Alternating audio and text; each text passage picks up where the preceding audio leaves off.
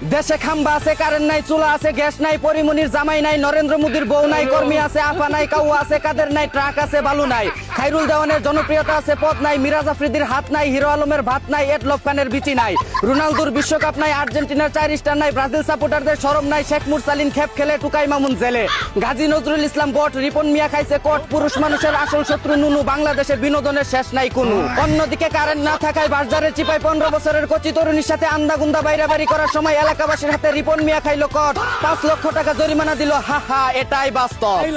এদিকে 24 ঘন্টায় 72 বার কারেন্ট না নিয়ে বাড়িতে এসে মিটারই খুলে নিয়ে যাওয়ার অনুরোধ করলো এলাকাবাসী। অন্যদিকে যারা কারেন্ট না দিয়ে বিদ্যুৎ বিল বেশি নিচ্ছে, আল্লাহ তুমি তাদের যৌবনের কারেন্ট নাই করে দিও।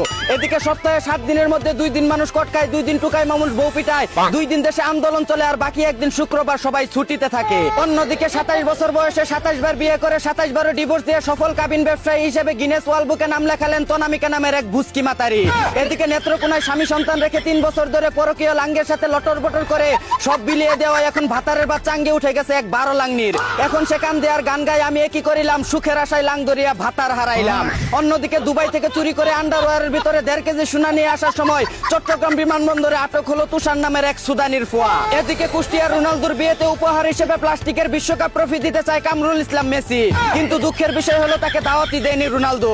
অন্যদিকে স্ত্রী সন্তানদের জন্য 12 বছর প্রবাসে থেকে মাথার গাম পায়ে ফেলে টাকা পয়সা উপার্জন করে তাদের সকল আবদার পূরণ করার পর এখন অসুস্থ হয়ে যাওয়ায়